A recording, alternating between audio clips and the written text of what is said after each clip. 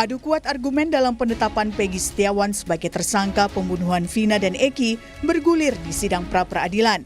Tim hukum Polda Jawa Barat mengatakan penetapan Peggy sebagai tersangka sesuai prosedur dan sah secara hukum. Mereka melibatkan seorang ahli inafis untuk melakukan pencarian wajah yang menggunakan database di Dukcapil. Hasilnya, wajah dan sidik jari Peggy dengan tersangka pembunuhan Vina menunjukkan kecocokan di atas 90% identik. Lagi kami melakukan pencocokan dengan metode pencocokan wajah base comparison 1:1 dengan hasil di atas 90% identik, yaitu mencocokkan foto wajah orang yang telah diamankan dengan foto wajah barang bukti. Dari hasil identifikasi wajah didapatkan kemiripan di atas 90% identik dengan data demografi dan biometrik. Perbandingan 12 titik persamaan sidik jari sesuai antara sidik jari AK23 dan database KTP elektronik Dukcapil. Namun dalam sidang kemarin polisi juga masih menyebut nama 2 DPO fiktif yaitu Dani dan Andi yang sudah dihapus. Tim hukum polisi bahkan masih menyebutkan peran mereka. Sepeda motor milik korban dibawa oleh saudara Dani ke tempat tersebut.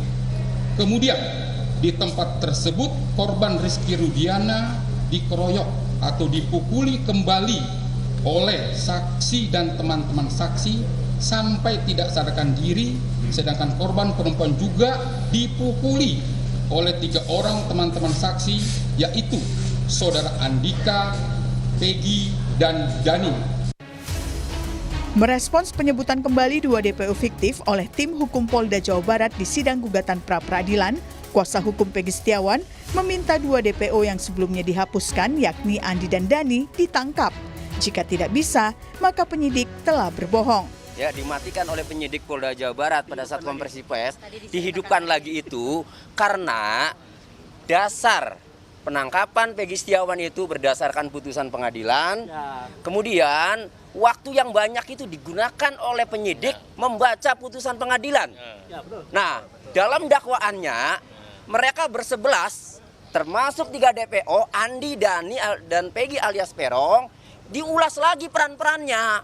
Dan dihidupkan. Nah, kalau penyidik saja menangkap Peggy Setiawan berdasarkan putusan pengadilan dan ada DPO-nya, maka yang dimaksud Pak Mukhtar, kami harus mempercayai, hakim harus mempercayai bahwa awal mula kejadian itu ya bersebelas itu, berarti tidak ada pilihan lain. Kalau nggak ditangkap itu 2 DPO-nya lagi, ya sudah berarti pembohong itu penyidik.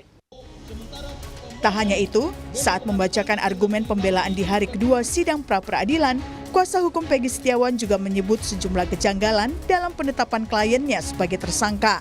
Salah satunya, Peggy tidak pernah dipanggil oleh polisi meski masuk dalam daftar pencarian orang atau DPO. Tim Liputan, Kompas TV.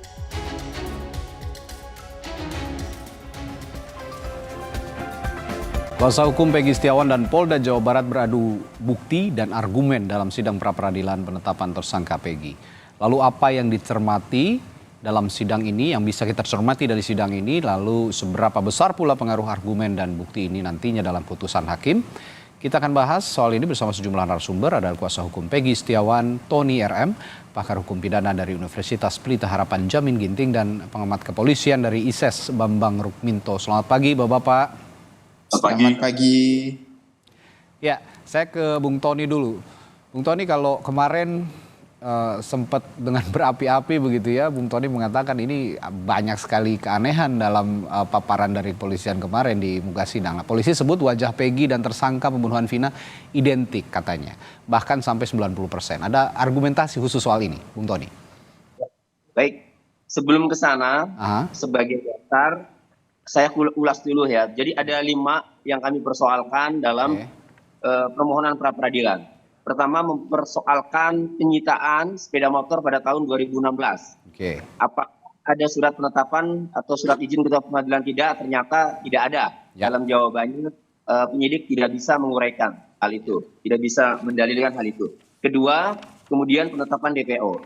DPO itu seharusnya tersangka, ya. Tetapi sejak 2016 sampai 2024, ya, sebelum ditangkapnya Peggy Setiawan, tidak ada penetapan tersangka terhadap 3 DPO maupun terhadap Peggy alias Peron sendiri. Saat itu Peggy alias Peron kan. Ya.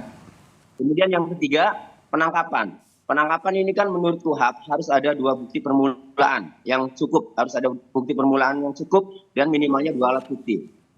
Pemahaman kami 2 alat bukti itu terkonfirmasi, artinya Peggy Setiawannya itu diperiksa sebagai saksi terlebih dahulu untuk mengkonfirmasi bukti itu. Tidak pernah dilakukan pemeriksaan sebagai saksi dan itu tertuang dalam jawabannya.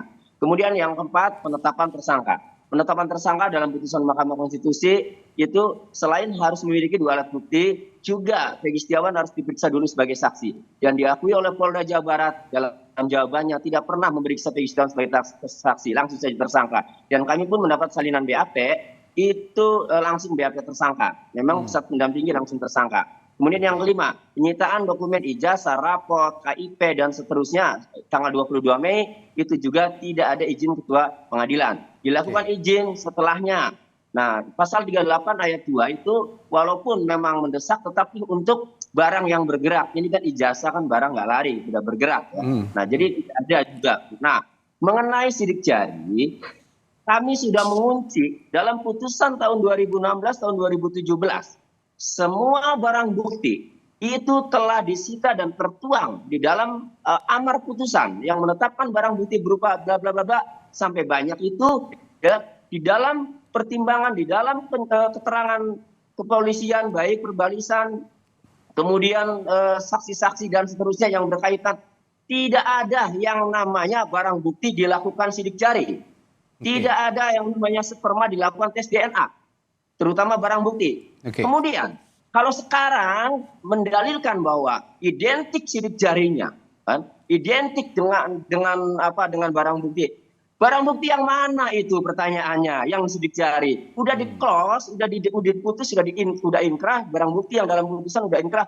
Tidak ada dalam penjelasan 3 putusan itu, baik putusan anak maupun putusan 2 terdakwa maupun putusan 5 terdakwa, 8 itu kan. Tidak ada. Jadi aneh itu sidik jari dari mana? Kalau kemudian ya pernah dilakukan sidik jari, ya itu beredar sudah beritanya, diam-diam dilakukan oleh polisi itu di dalam itu pun ya baru setelah ditangkap, ya itu ada 4 lembar ya sidik jari itu. Nah kemudian lalu dicocokkan dengan misalnya di Subcapil fotonya apa, lah itu kan baru. Tetapi jangan lupa ya, semua publik harus tahu barang bukti semua ya yang tertuang di dalam amar putusan itulah barang bukti yang digunakan. Nah, pada saat penangkapan Peggy Setiawan tidak ada barang bukti lain yang digunakan sebagai alat untuk kejahatan, untuk melakukan tindak pidana. Sehingga kami mempertanyakan yang dalil penyidik dalam membacakan jawaban tadi itu. Oke. Lalu bagaimana dengan wajah? Ini polisi juga mengatakan bahwa wajahnya katanya identik bahkan sampai 90%. Bagaimana respon Anda soal ini? Baik, untuk wajah juga sama. Jadi di dalam jawaban penyidik tidak ada bukti saintifik ataupun rekaman CCTV, foto, video dan seterusnya yang ditemukan di TKP itu tidak ada. Saksi alat bukti itu semua dari pengakuan. Semua dari pengakuan. Kami sudah catat.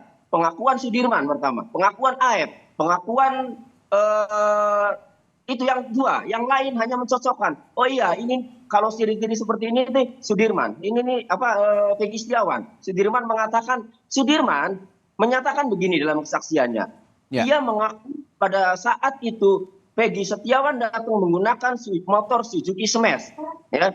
Tetapi ini pembunuhan berencana bersama-sama. Ya. Harusnya saling kenal kalau memang Peggy Setiawan adalah pelakunya. Tapi dalam keterangan Sudirman, dia masih mengingat jawabannya. BAP-nya ada. Ya. Seingat saya itu orangnya bertato, Peggy Setiawan. Seingat saya, semuanya seingat. Seolah-olah hanya menebak-nebak saja. Padahal kalau memang pelakunya itu adalah Peggy Setiawan, Sudirman langsung saja ketika itu, oh iya ini pelakunya. Ini yang berperan ini, itu tidak. Sehingga kami ragukan juga Sudirman itu. Itu yang terjadi, ya, yang tertuang di dalam jawaban yang dibacakan oleh penyidik Polda Jawa Barat. Jadi foto itu identik. Foto yang diambil setelah kejadian, foto yang hajatan, yang ditunjukkan oleh Kadif Humas Polri yang beredar itu, ya, kemudian dicocokkan dengan foto yang sekarang, mau kemanapun dengan teknologi mana, ya benar itu Peggy Setiawan kalau dicocokkan. Pertanyaannya, apakah Peggy Setiawan pelakunya? Kan belum tentu. Tidak ada bukti saintifik ya yang menunjukkan Peggy Setiawan adalah pelaku, berada di TKP dan seterusnya. Itu tidak ada. Ya, apakah benar Peggy Setiawan atau Peggy alias Peron yang dimaksud begitu ya, yang selama ini juga tertuang dalam putusan pengadilan tahun 2017 lalu. Baik. Ya dulu ngambil foto, dicocokkan, ya benar itu membuktikan Peggy Setiawan. Tetapi pelaku DPO ini Peggy alias Peron. Makanya penyidik mendasarkan penetapan tersangka Peggy Setiawan dari putusan pengadilan. Harus yakin dari putusan pengadilan, nggak ada yang lain. Jangan lupa putusan pengadilan DPO itu alamatnya di Banjarwangunan, rambutnya keriting, nggak boleh dong dirubah-rubah. Kemudian sendiri penyidik DPO-nya di Banjarwangunan sesuai dengan putusan pengadilan. Lalu yang ditangkap di desa Kepongkongan, beda kecamatan, apalagi desanya sangat jauh. Gitu. Ya, alamat beda, ciri-ciri fisik juga ya dari yang diungkap oleh kepolisian, apakah itu Peggy Setiawan atau Peggy alias Peron, ini juga berbeda. Oke, saya juga tanya ke Prof Jamin, sekarang saya tanya. Kemarin ini Prof, kalau saya menyimak begitu ya, mungkin kita juga menyimak semua, bahwa tim hukum dari Polda Jawa Barat memaparkan kronologi, lalu kejadian pada saat Vina dan Eki terbunuh, yang mana itu sebenarnya sudah perkara pokok itu sudah diputus oleh pengadilan. Sedangkan sidang pra-peradilan ini adalah untuk menunjukkan atau membuktikan apakah Peggy Setiawan ini bersalah atau tidak dan berkaitan dengan statusnya sebagai tersangka. Nah, apakah jika tim hukum ini memaparkan kejadian pada tahun 2016 lalu, kronologi dan lain sebagainya, itu masih relevan dengan konteks pra-peradilan di Pengadilan Negeri Bandung ini, Prof Jamin? Ya, pada prinsipnya konsep tentang pra-peradilan itu adalah untuk menyatakan apakah prosedur formil itu tidak sesuai dengan yang dilakukan. Contohnya prosedur penangkapan, prosedur penyitaan, prosedur penetapan tersangka. Tetapi itu tidak terlepas dari kejadian intinya. Jadi kejadian intinya itu juga harus diungkapkan. Kalau enggak, bagaimana hakim bisa memahami penetapan tersangka itu benar atau tidak kalau enggak pokok perkaranya dijelaskan juga. Maka pada setiap proses peradilan itu baik penasihat hukum maupun dari penyidik tetap menyampaikan tentang kronologi perkaranya. Nah, itu wajar itu ya, kronologi perkara disampaikan. Nah, dari kronologi perkara itu ketahuilah siapa diduga pelakunya, tersangkanya. Dari tersangka itu diduga alat buktinya. Dari alat bukti itu maka ditunjukkanlah bahwasanya sebenarnya khususnya ya, kalau dalam penetapan tersangka ini kan berdasarkan putusan MK 21 saja, awalnya nggak ada. Kalau orang mau menetapkan tersangka, mau nggak mau harus dijelaskan apakah perbuatan apa yang dia lakukan sehingga ditetapkan sebagai tersangka. Nah, itulah yang dijelaskan dalam pra-peradilan itu, apakah benar nggak dua alat bukti yang cukup sebagaimana dimaksud 184 itu sudah ada oleh penyidik sehingga dia bisa ditetapkan tersangka. Saya mengomentari terkait dengan penetapan geometri wajah ya dan pembandingan itu. Ya begini, jadi kalau dalam sistem common law itu scientific crime investigation, kalau menetapkan wajah itu harus ada pembandingnya. Nah, pembandingnya itu dari mana datangnya? Pembandingnya itu disampaikan oleh saksi yang melihat dia pada saat itu melakukan kejadian, tapi orangnya nggak bisa ditemukan.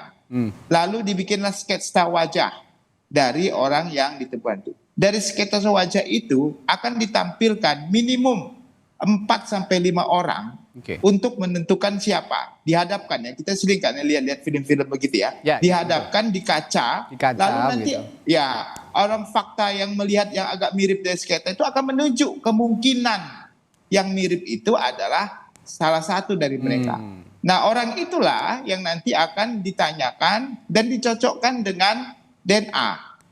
Dan itu, jadi nggak bisa tiba-tiba dari sketsa wajah yang dicoret-coret begitu tidak ditampilkan lalu menunjuk satu orang, itu nggak bisa. Ya, langsung harus ada pembanding begitu ya, Prof?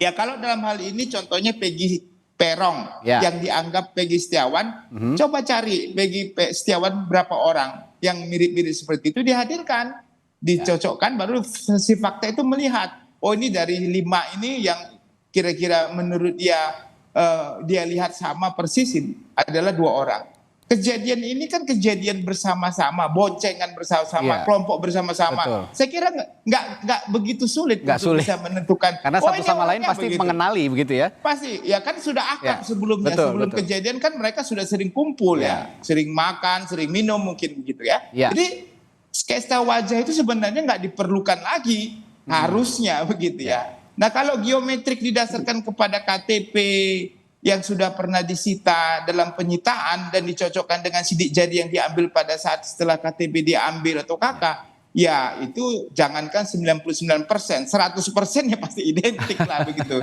Ya kalau memang dia orangnya yang dia ambil sidik jarinya, diambil KTP-nya, nah itu pasti 100% identik gitu.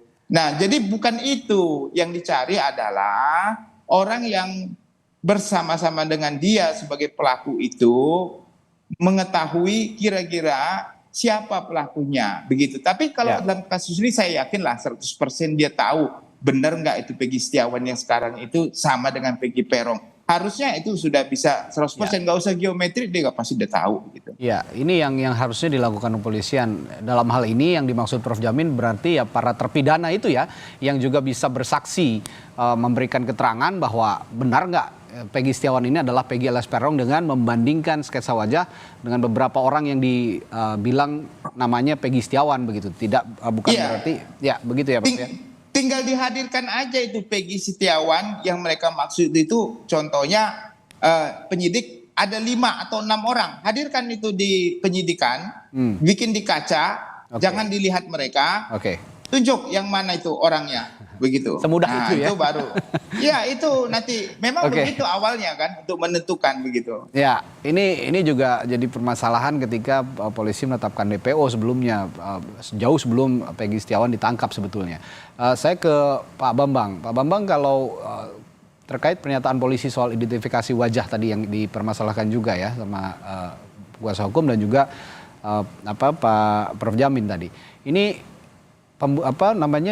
identik dengan pembunuh Vina kata polisi begitu. Nah kalau dari aturan pidana ataupun dari kacamata kepolisian, bagaimana nama 2 DPO fiktif juga yang dihapus dalam tanggapan pra peradilan ini, ada inkonsistensi di sini atau bagaimana? Tanggapan Anda bagaimana Pak Bambang? Ya sangat tidak konsisten ya kalau terkait dengan putusan MA yang sudah menetapkan 3 orang menjadi DPO, seharusnya polisi tetap harus mengejar 3 DPO tersebut gitu. Saya melihatnya begini Mas, terkait sama seperti yang disampaikan Prof. Jamin tadi, ketika ada biometri yang diambil dari dicocokkan dengan foto KTP, foto ijazah, ya pasti 100% lah seperti itu. Jadi saya melihatnya seringkali kepolisian ini kan memaksakan kehendak gitu. Ditersangkakan dulu, nanti kemudian dicarikan alasan. Terbalik ya paradigmanya begitu ya. Seperti Tetapnya. Itu. Makanya sejak awal kasus ini memang ada pemaksaan ya terkait dengan pentersangkaan 11 orang itu gitu. Terutama 3 orang dan dalam kasus ini tentu Peggy Setiawan gitu. Ketika 7 orang atau 8 orang mencabut kesaksian tidak dikejar, itu sudah merupakan fakta bahwa kepolisian, konstruksi yang dibangun kepolisian itu sudah bubar semua gitu, sudah habis gitu. Makanya Polda Jawa Barat kalau ingin memperbaiki kasus ini, merehabilitasi, meluruskan kasus ini dengan benar, tentunya kembali ke 2016 yang lalu gitu.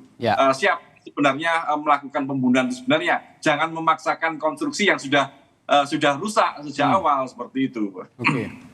Ya, lalu ini ada juga 2 DPO fiktif yang kembali disebut, yang artinya polisi harus juga menangkap mereka menurut tuntutan kuasa hukum seperti itu bahwa kemarin saya menyimak pernyataan Bung Tony juga, kalau memang 2 DPO itu fiktif disebut lagi di persidangan berarti polisi harus menangkap mereka kembali. Kalau Anda melihatnya setuju atau tidak Pak Bambang? Ya, makanya ini kan terkait dengan konsistensi dari kepolisian. Yang dipegang oleh kepolisian itu yang mana itu?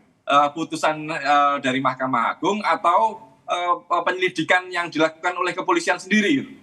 Dan itu pun juga menjadi janggal, tidak konsisten juga ketika penetapan tersangka itu juga penetapan tersangka itu diawali dari BAP 2016, itu juga tidak dilakukan secara konsisten. Kemudian terkait dengan putusan MA pun ini juga tidak konsisten. Ini yang seharusnya menjadi problem, dan mungkin dalam pra peradilan ini yang harus diterima oleh peradilan gugatan dari kuasa hukum dari Peggy Setiawan ini seperti itu. Oke, nanti saya akan tanyakan juga soal pembuktian scientific crime investigation yang terus digaungkan sebenarnya oleh Polri ya dalam pembuktian beberapa kasus, apakah ini sudah memenuhi unsur juga di pembuktian kasus Peggy Setiawan, penetapan Peggy Setiawan sebagai tersangka ini. Tapi saya ke Bung Tony dulu karena akan siap-siap bersidang sepertinya. Bung Tony, hari ini kan pembuktian jadwalnya Bung Tony ya. Sepertinya juga akan ada saksi-saksi yang dihadirkan yang bisa meringankan status Peggy Setiawan di persidangan. Siapa saja saksi yang akan dihadirkan kira-kira Bung Tony? Baik. Saya kasih info penting dulu ya sebelum saksi. Dalam putusan pengadilan itu keterangan 2 polisi yang melakukan olah TKP anak buahnya Rudiana, itu diterangkan di dalam kesaksiannya yang bernama 1 Dodi Irwanto, kedua Gugun Gumilar. Keduanya sudah mengecek CCTV di lokasi kejadian, namun belum dibuka. Itu. Jadi itu di CCTV itu ada. Saya menduga CCTV itu ada karena CCTV itu diambil setelah diamankan, setelah diduga para 8 orang itu dulu, 7 orang dianiaya. Kemudian CCTV itu dapat, kemudian begitu dibuka ternyata beda, tapi udah terlanjur menganiaya, udah terlanjur menahan, terlanjur penetapan tersangka. Maka akhirnya saya menduga isi dari rekaman CCTV itu tidak dimunculkan, tidak ditampilkan dalam BAP, tidak dilampirkan dalam berkas. Kenapa? Karena CCTV persis di jembatan layang itu, di flyover itu persis. Nah, kemudian yang kedua HP miliknya Eki itu tidak disita. Itu ada saksinya ya. Liga Akbar itu temannya itu yang besuk itu tahu handphonenya Eki itu merek Oppo, tetapi dalam putusan pengadilan itu tidak ada HP merek Oppo itu yang milik Eki, nggak ada. Handphone Vina yang disita pun tidak dibuka. Artinya tadi kalau saya sepakat dengan Pak Bambang, kalau ini harus dibenahi, harus mengusut ya dari 2016. Ada kok kalau dibuka untuk bukti ya scientific crime investigation. Dari HP Vina, dari HP Eki, dan dari CCTV ketahuan semuanya. Kemudian untuk saksi ini, kemudian untuk saksi hari ini kami menyiapkan rencana 5 saksi nih kalau hadir semua. Saksi itu terkait saksi yang mengetahui pada saat kejadian dalam kurun waktu dari Juli sampai November Desember itu berada di Bandung Peggy Setiawan, termasuk majikannya yang punya rumah yang mempekerjakan Peggy Setiawan dan bapaknya. Itu kami hadirkan suami istri. Nah, karena beliau menerangkan bahwa Peggy Setiawan itu bekerja sampai selesai sampai akhir November dari awal Agustus. Sementara kejadian tanggal 27 Agustus. Ini akan kami hadirkan. Selain itu juga teman kerjanya ya, teman kulinya. Dan ada pidana yang rencananya hari ini kami mau hadirkan juga. Oke, artinya ada 5 saksi ya nanti yang akan memperkuat argumentasi bahwa Peggy Setiawan ini bukanlah tersangka yang dimaksud pihak kepolisian. Terakhir untuk Anda Bung Tony, dari kelima saksi yang dihadirkan lalu juga dengan gugatan pra peradilan ini, Anda masih optimistis Peggy Setiawan bisa terbebas dari status tersangkanya?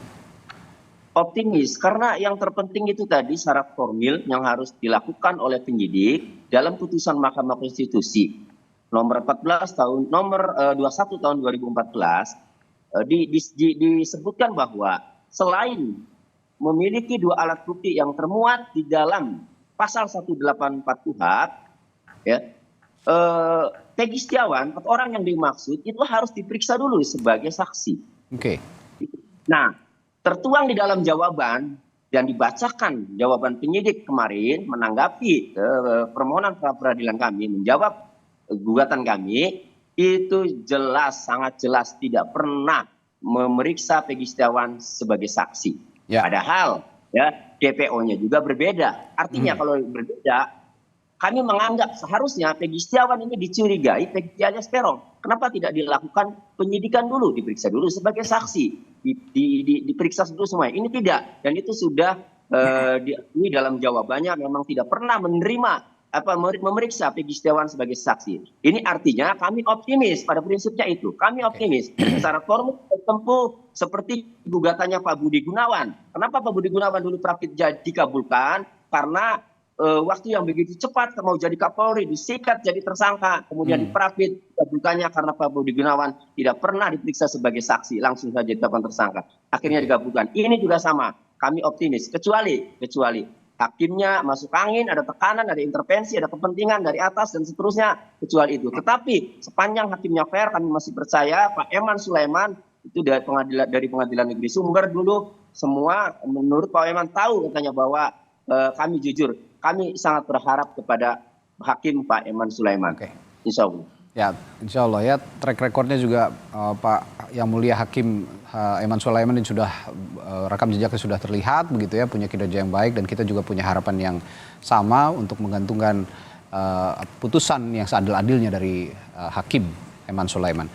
Baik, Bung Tony, terima kasih telah bergabung. Anda juga akan mempersiapkan sidang sepertinya, namun nanti setelah jeda saya akan kembali berbincang dengan Prof. Jamin dan juga Pak Bambang soal bagaimana pembuktian scientific crime investigation yang sudah dihadirkan pihak polisian untuk menetapkan tersangka. Ini ada 2 alat bukti, sedangkan alat bukti itu sejauh ini berupa beberapa dokumen kehidupan dari pribadi dari Peggy Setiawan seperti fotokopi kartu keluarga, ijazah, hasil ujian nasional, kartu Indonesia Pintar hingga surat keterangan pembuatan KTP. Apakah ini memenuhi dari scientific evidence yang dibutuhkan dari bagian dari scientific crime investigation itu tadi? Kita akan bahas setelah jeda di Sapa Indonesia Pagi. Tetaplah bersama kami. Kami lanjutkan perbincangan di Sapa Indonesia Pagi bersama dengan pakar hukum pidana dari Universitas Pelita Harapan Profesor Jamin Ginting dan pengamat kepolisian dari ISES Pak Bambang Rukminto. Saya ke Prof. Jamin dulu. Prof. Jamin, beberapa hari lalu Anda sempat menyinggung soal scientific evidence begitu ya, dan kemarin sudah diungkap di persidangan juga oleh pihak Polda Jawa Barat dari tim hukumnya bahwa bukti-bukti yang diajukan ini seputar beberapa dokumen kehidupan pribadi dari Peggy Setiawan. Apakah ini juga sudah menjadi bagian dari scientific evidence yang juga merupakan bagian dari pembuktian scientific crime investigation itu tadi, Prof. Jamin? Ya, begini saya mau jelaskan dulu ya. Terkait dengan scientific crime investigation, itu suatu cara untuk mengungkap suatu tindak pidana, khususnya tindak pidana yang deliknya material seperti pembunuhan, penganiayaan ya, dan lain segala macam itu menggunakan suatu cara-cara saintifik. Saintifik itu artinya apa? Menggunakan cara-cara ilmiah. Ya. Nah, ilmiahnya itu apa? Contohnya otopsi, matinya orang itu karena apa? Lalu di dalam tubuh itu ada apa? Yang kaitannya dengan pelaku ya, kaitannya dengan pelaku. Contohnya dalam kasus inilah, Insi dalam kasus ini. Contohnya mohon maaf, Vina dikatakan diperkosa. Kan ada ceceran sperma di situ. Atau di bajunya itu ada perlawanan, berarti ada rambut pada saat itu. Nah sayangnya kelemahan kita, penyidik kita adalah pada saat kejadian korbannya masih fresh ini korban, dia tidak melakukan suatu cara-cara scientific investigation tadi itu. Nah kalau itu clear pada awalnya, contohnya tadi CCTV, handphone, itu semua bagian dari crime investigation, scientific crime investigation. Nah, kenapa nggak diungkap itu semua begitu? Berarti kan ada tanda tanya besar di masyarakat. Tadi Mas Tony bilang kemungkinannya orangnya kan bisa tidak langsung live pada saat itu. Kenapa nggak ada? Apakah ada kecenderungan kita lihat kasus-kasus polisi kemarin itu dihapus ya sampai ada obstruction of justice. Bisa-bisa ini yang menghapus kalau kemungkinannya ada bisa kena obstruction of justice juga ini. Bisa dilaporkan juga kan begitu kan. Kalau benar memang sengaja menghapuskan barang bukti begitu ya. CCTV itu. Jadi ini yang harusnya dilakukan Nah, kalau mengenai geometri wajah, saya sudah sampaikan tadi, pembandingnya apa? Pembandingnya adalah pada saat kejadian ya, bukan pembandingnya setelah orangnya ditangkap, lalu dipaksa contohnya untuk membuat sidik jari, lalu sidik jarinya, oh iya sama dengan sidik jari pelaku fotonya, ya pastilah itu sama kan begitu. Jadi jangan ini menjadi fireback ya, keterangan-keterangan ini bagi eksistensi kepolisian yang kemarin baru berulang tahun ya tanggal 1 Juli. Jadi ini harusnya benar-benar diungkapkan kepada Kapolri. Kapolri benar-benar jangan nanti ini menjadi fireback. Saya khawatir apa yang disampaikan jawaban oleh Polda Jawa Barat kemarin dalam pra-peradilan itu menunjukkan profesionalan begitu ya dalam menjalankan fungsinya begitu. Jangan sampailah ya. Jadi benar-benar kalau tidak ada. Kalau ada diungkapkan lagi begitu. Kan bukan satu-satunya jalan pengungkapan perbuatan pidana ini bukan hanya di pra-peradilan. Bisa aja nanti mereka kalah di pra-peradilan dan bisa juga untuk mengungkapkan ini dengan bukti lain. Tapi jangan menghadirkan di muka publik yang berbahaya. Ya, yang berbahaya begitu, yang kemungkinannya bisa menjadi fireback bagi kepolisian Republik Indonesia ini begitu Mas. Oke, bicara soal scientific crime investigation tadi, kalau saya tarik sementara kesimpulan dari Prof. Jamin adalah proses penyidikan sejak awalnya saja sudah salah begitu ya, sudah cacat sehingga sampai sekarang pun ini untuk pembuktian akan kembali terus melemah karena sudah lama kejadiannya, sudah 8 tahun yang lalu dan sudah putus begitu. Nah begitu sekarang untuk dipakai untuk membuktikan status Peggy Setiawan bersalah atau tidak, tersangka atau bukan, ini juga jadinya tetap dipaksakan begitu ya Prof. Jamin. Iya Mas, bayangkan ekshumasi itu adalah 10 hari dilakukan ya. Pembongkaran mayat itu 10 hari setelah kejadian. Bagaimana sperma bisa bertahan 10 hari? Ya nggak mungkin bisa begitu ya. 1 hari aja mungkin udah nggak bisa lagi ditentukan. Nah inilah yang makanya sangat disayangkan ya. Harusnya dalam pra-peradilan ini jawab aja sesuai dengan apa keadaannya, jangan munculkan sesuatu ya jangan dipaksakan. Kan itu bisa lagi kok kalah bisa lagi cari bukti lain begitu. Ya Pak Bambang, jangan dipaksakan kalau kata Prof. Jamin. Kalau Anda melihat ini juga pembuktian yang terkesan dipaksakan oleh pihak kepolisian sejauh ini? Ya, sejak awal memang saya melihatnya sangat dipaksakan ya. Scientific crime investigation atau penyelidikan ilmiah itu adalah sesuatu yang penting dan pokok dalam sebuah penyelidikan gitu. Terkait dengan penyidikan 2016 tahun 2016 misalnya, tentu ada bukti-bukti material di situ terkait dengan hasil otopsi, forensik dan sebagainya. Misalnya terkait dengan alat yang dilakukan memukul Eki misalnya seperti itu. Alat apa yang digunakan untuk membunuh 2 orang korban ini. Tentunya juga ada bercak darah yang menempel pada alat untuk melakukan pemukulan dan sebagainya. Ini milik siapa? Ini yang seharusnya dihadirkan sejak awal oleh kepolisian. Apakah ada jejak sidik jari di situ? Jejak Peggy Setiawan di situ, itu yang seharusnya di cross check-kan dengan sidik jari Peggy Setiawan sekarang, bukan mencari sidik jari yang sekarang mungkin lewat SKCK 2024 kemudian dimintai sidik jari kembali kemudian dicocokkan. Kalau yang sekarang diambil ya pasti 100% sama. Cocok. Ini adalah cocokologi yang seperti itu. Ya pasti akan makanya saya tadi menyampaikan bahwa penyelidikan ini sangat dipaksakan gitu. Seharusnya Polda Jawa Barat itu memperbaiki kasus yang sudah keliru di 2016 lalu gitu loh. Bukan meneruskan kesalahan-kesalahan yang sudah terjadi gitu. Kalaupun Peggy Setiawan ini bukan pelaku, katakanlah tidak seperti itu, dan tentunya akan muncul dugaan ada pelaku lain gitu, dan ini yang harus dikejar oleh kepolisian gitu. Jangan sampai pelaku lain ini malah bebas karena ada pemaksaan mentersangkakan seseorang yang tidak bersalah seperti itu. Oke, jangan sampai malah yang pelaku sebenarnya lolos dari pengamatan kepolisian dan yang Peggy Setiawan ini malah yang dipaksakan tidak bersalah malah dihukum gitu. Dan yang poin penting juga dari pernyataan Pak Bambang tadi, jangan meneruskan kesalahan penyidikan di tahun 2016. Justru yang sekarang momentumnya harusnya memperbaiki begitu ya Pak Bambang ya kira-kira. Nah kalau bicara soal topik kita pagi hari ini kan adu kuat bukti dan argumentasi dalam pra peradilan. Nah kalau begitu, kalau tadi beberapa pendapat yang sudah Bapak utarakan, ini kalau bicara adu kuat berarti ya lebih kuat dari pihak Peggy Setiawan yang bisa, kalau bisa kita simpulkan sementara ya, melihat bukti-bukti yang disodorkan oleh pihak kepolisian dan juga argumentasi yang disampaikan oleh kuasa hukum. Kalau ngomongin adu kuat berarti ya masih kuatan dari kuasa hukum Peggy Setiawan, dari pihak Peggy Setiawan, Pak Bambang. Kalau Anda melihat bagaimana?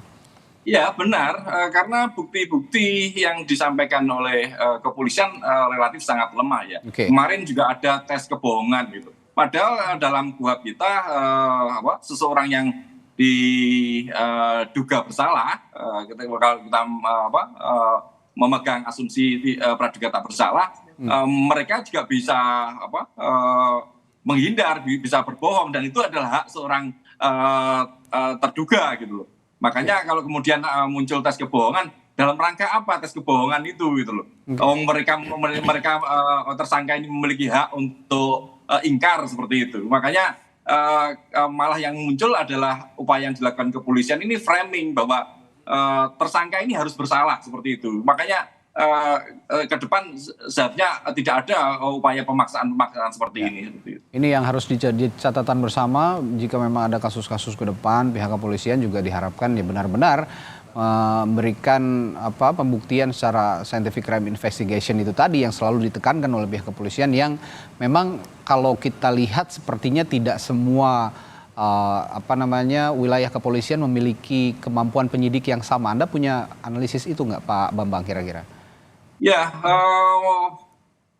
dari sekian ratus ribu personel kepolisian yang memiliki sertifikasi penyidik itu tidak banyak ya, dan makanya kemudian muncul kesalahan-kesalahan dalam penyelidikan. Salah satunya mereka yang tidak memiliki sertifikasi penyidik melakukan penyidikan gitu. Akhirnya muncul subjektivitas yang dipaksakan. Subjektivitas ini bisa muncul karena kepentingan pribadi, bisa kepentingan dari intervensi dari dari pihak lain. Itu hal-hal yang seringkali muncul di kepolisian kita. Makanya memang ini juga terkait dengan integritas personil kepolisian ya. Makanya terkait dengan integritas kepolisian ini, mumpung HUT Bayangkara kemarin diperingati, jadikan momentum untuk berbenah bagaimana memastikan bahwa integritas personil ini benar-benar tegak lurus dan menjadi anggota kepolisian yang profesional seperti itu. Baik, hari ini agenda pra peradilan adalah pembuktian. Nanti akan juga ada pembuktian dari kuasa hukum Peggy Setiawan, lalu juga dari tim hukum Polda Jawa Barat. Siapa yang lebih kuat, adu kuat bukti dan argumentasi ini kita akan saksikan sama-sama nanti untuk kita juga nanti perbincangan kemudian hari di esok hari yang masih ada juga sidang lanjutan dari pra peradilan. Terima kasih Pakar Hukum Pidana dari Universitas Pelita Harapan, Profesor Jabir Ginting, dan juga pengamat kepolisian dari ISES, Pak Bambang Rukminto. Terima kasih, sehat selalu Bapak-Bapak. Salam sehat juga.